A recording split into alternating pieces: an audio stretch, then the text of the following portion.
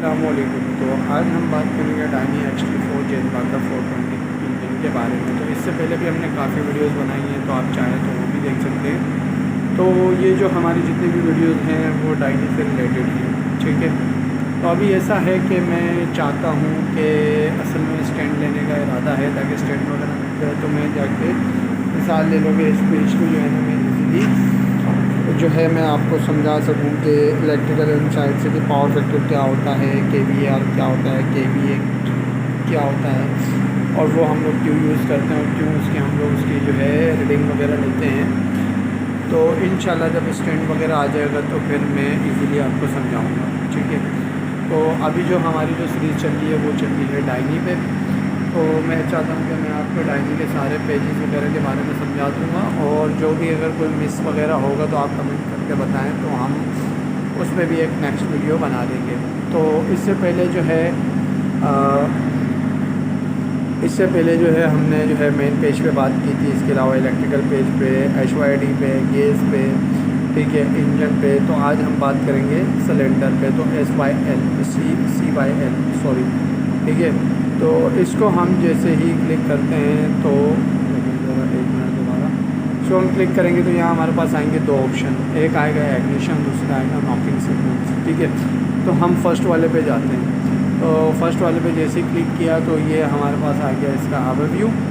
जब ये हमारे पास ओवरव्यू आ गया तो ये हमारे वोल्टेजेस जो है ये KV पे शो कर रहे हैं, मतलब किलो वोल्टेजेस पे हमारे जो है स्पार्क प्लग के जो वोल्टेजेस हैं वो हमें शो कर रहे हैं कि उसमें कितने वोल्टेजेस पे स्पार्किंग हो रही है, ठीक है। अब ये 20 पे और ये 19 पे, 19 पे, 21 पे, तो ये नॉर्मली चल रहा है, ठीक है।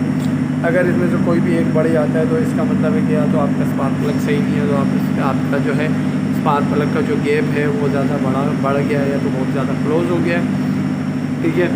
तो उसकी जो है ना आपको जो है ना स्पार्क प्लग को जो है उसको रिकेप करना पड़ता है, ठीक है। तो हम लोग यहाँ पे हमारे स्पार्क प्लग पुराने हुए हैं तो हम इसको 3.5 पे करते हैं mm पे, ठीक है। जब ये न्यू होते हैं तो इसको हम 3 पे करते हैं, ठीक है। तो इसके अगर दूसरे ऑप्शन में जाएँ तो ये वाले ऑप्शन है, तो ये वोल्टेज KV जैसे हमने आपको पहले बताया। ये टाइमिंग, तो ये वाली जो है ये हमारी टाइमिंग पॉइंट एंगल है कि किस एंगल पे हमें जो है इसको फायर करवाना है, तो ये हमारा 23% है। ये HW फेलियर रेट है, और ये हमारा ड्यूरेक्शन फेलियर रेट है, ठीक है। तो इसके बारे में भी हम बिल्कुल अलग से डिटेल से वीडियो बनाएंगे। तो अभी मेरा इरादा यही है कि मैं आपको जस्ट बेसिक समझाऊँ, ताकि आप जब ये वीडियोस वगैरह बेसिक समझ जाएंगे तो इंशाल्लाह तो फिर हम इंटरनल पे जाएंगे, ठीक है। तो ये हमारा वोल्टेज दे रही है, हमारा मिनिमम, मैक्सिमम और ये एवरेज है।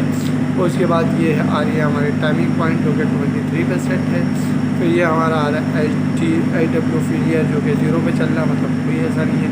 ड्यूरेक्शन फेलियर रेट ये भी हमारा 0 पे चल रहा है।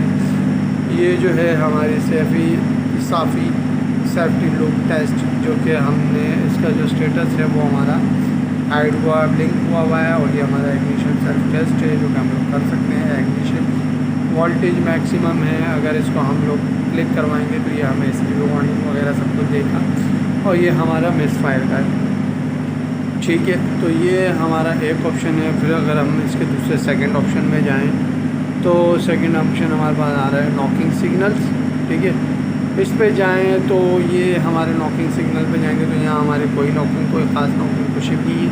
यहाँ पे हमारी नॉकिंग भी अगर आप देखें तो यहाँ हमारे 0 पे चल रही है। ये हमारी नॉकिंग नॉइस है जो कि ये चल रहा है, ठीक है, जो कि काउंटिंग आपको दिख रही है। उसके बाद मैकेनिकल नॉइसिंग है जो कि हमारे ये दोनों चीज़ें जो है हमें मिली वोल्ट में शो करवाती है, ठीक है। और ये हमारे इग्निशन पॉइंट है जो कि हमारा सेट पॉइंट जो है ना 23 में, जैसे पहले बार आपको बताया था कि जो कि हमने सेट किया हुआ है। नॉकिंग इंडिकेटर मतलब इंडिकेटिंग हमारी 0 है, कोई नॉकिंग नहीं। और ये हमारी नॉकिंग नॉइज़ है, ठीक है, जो कि मिली वोल्ट में हमें शो हो रही है, ठीक है।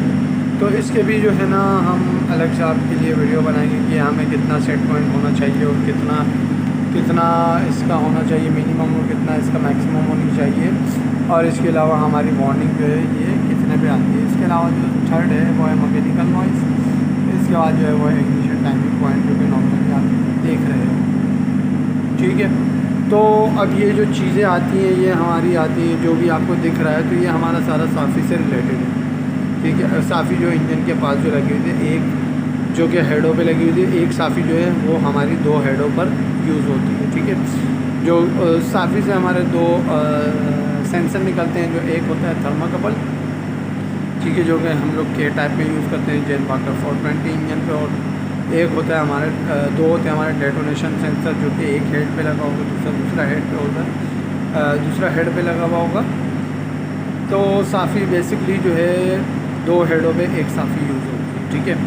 तो ये जो है ये हमारे साफ़ी से रिलेटेड हैं ये सारे ऑप्शन, ये जो 2 ऑप्शन आ रहे हैं। इसके अलावा जो है ये जो एग्जॉस्ट टेम्परेचर है, अगर हम इस पे जाएँ तो ये भी हमारा साफ़ी हमें यहाँ मतलब डिस्प्ले पे दे रहा होता है कि हमारे जो है सिलेंडर पे क्या टेम्परेचर शो हो रहा है। तो साफ़ी से जो हमारा जो सेंसर निकल रहा है वो हमारा है थर्माकपल। तो थर्माकपल जो है वो टेम्परेचर शो करके यहाँ हमें डिस्प्ले पे शो करवाता है।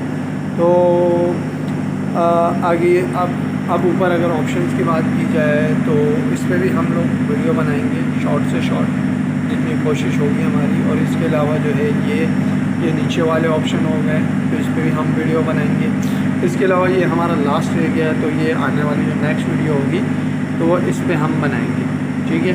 तो आज की वीडियो फ़िलहाल यहीं तक ही है, तो नेक्स्ट वीडियो में मिलते हैं। ओके, फिर अल्लाह हाफिज़।